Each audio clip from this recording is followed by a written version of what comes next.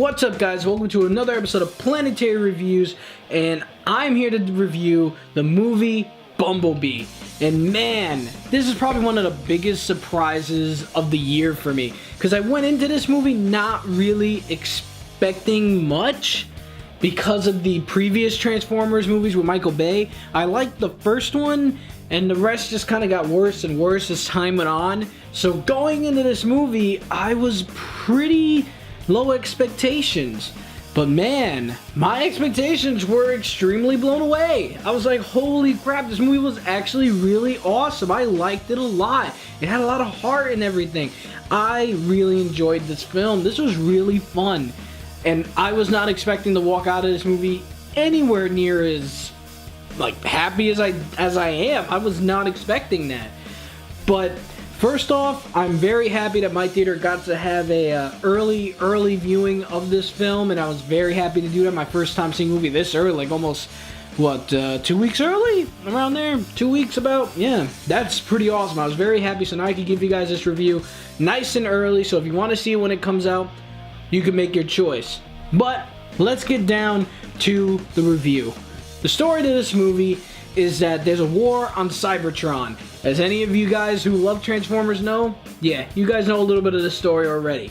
But there's a war going on Cybertron between the Decepticons and the Autobots, and as the war goes on, Optimus Prime makes the decision that we have to send some refugees outside in different planets all over the place so that they can probably find another home and win this war that way and protect the planet that they're going to refugee on.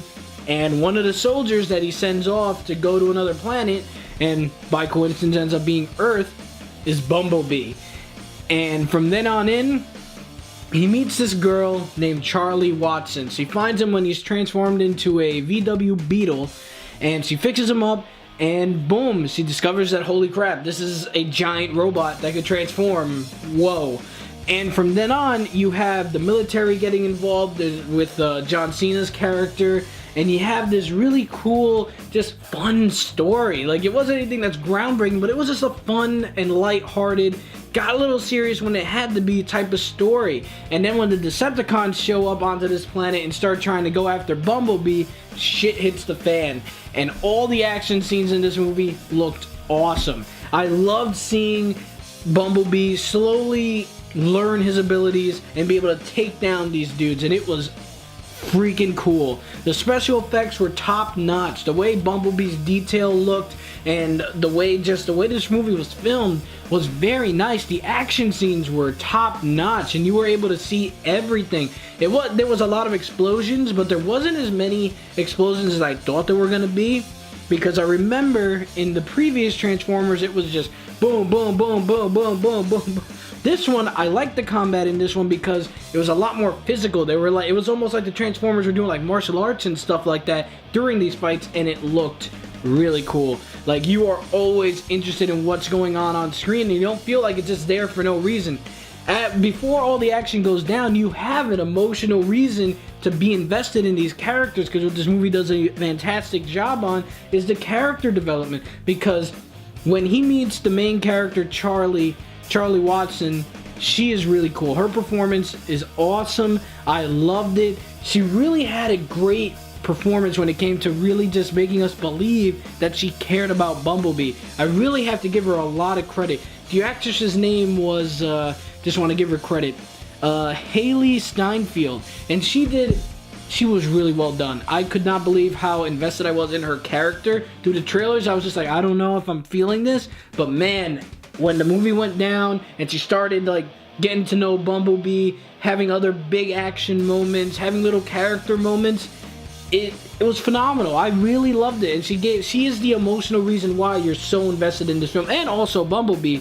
But with her performance, you find yourself, boom, hooked into it, hook, line, and sinker, and it was a great journey. Now, let's talk about John Cena's character. John Cena, he's cool. Obviously, we all know him. He's a cool dude, and his acting was good. I liked it. He did fine, but sometimes he would have some moments where it was just kind of a little too corny. It felt a little bit too it didn't fit the tone when certain moments with him would happen, but it wasn't all bad for him. He had a lot of good moments, A lot of good little one-liner type moments, and he had some time to shine once in a while, and it was cool towards the end when he got to do some cool shit, and I love that. So with John Cena, he was probably one of the for villains, since he wasn't the main villain, but for a while he pretty much is. He was good. I liked him as a villain, but when the Decepticons came in, that was where it was really just insane with the action and stuff like that. I really loved all that. But overall, guys, Bumblebee was a ton of fun. You could bring, and it also took place in the 80s. I forgot to mention that because like there's just so much to talk about with this movie that I liked. But it took place in the 80s, and it really, obviously, really held on to the nostalgia. Sometimes a little bit too much, and sometimes we'll get a little bit too overwhelming. Like, hey, we're in the 80s. Here's this song, and this song, and this song, and this song. Sometimes they didn't have to do that, but having it set in the 80s did make it a little bit more interesting because there weren't smartphones, there weren't all this thing, like, to make it, like, it would feel less personal having all that stuff. Without all that technology, just being in the 80s, it felt more personal almost because we had the lack of technology with the cell phones and everything. So I really think that helped, but sometimes they went a little bit too much on the nostalgia. We get it. The 80s were cool. I believe you. Trust me, you don't have to convince me otherwise. You could tone it down a little bit. But overall, like I said, I really had a lot of fun with Bumblebee. If you've seen everything so far and you're a huge fan of the Transformers, but you're skeptical because the sequels to Transformers, thanks to Michael Bay, just weren't up to par, don't worry, guys. This movie will make you happy, in my opinion. You see a lot of the Generation 1 Transformers, the way they designed the Optimus Prime and other Decepticons you'll see in the beginning of the film and stuff. You'll love that. And the sound effects were cool. Every time they transformed, they had that iconic sound, and it was amazing when they transformed. Oh my god, it was so cool. You'll be gushing with fandom when you hear that sound. And just their weaponry, the way Cybertron looked when he got those moments on that planet was very awesome.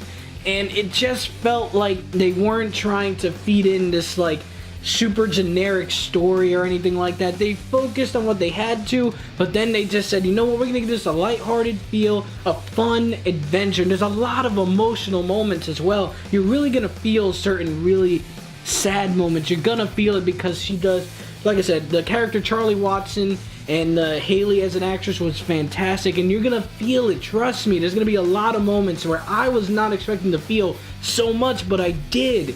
And that's why, at the end of the day, Bumblebee was a huge surprise, a lot of fun, and I recommend you all to go out and see it when it comes out. That's why Bumblebee gets a solid A-, guys. Guys, let me know what you guys thought in the comment section below when you see this movie. If your theater has done an early access version of this film, let me know. What do you guys think? The people who loved the original Transformers cartoon, did you guys like this movie? Because me, I've seen the original cartoon, I've enjoyed it, and I've seen all the other cartoons, or most of them, that have come out after. And I was really happy with this film. It was great, heartfelt, and emotional. And that's what I wanted. It was...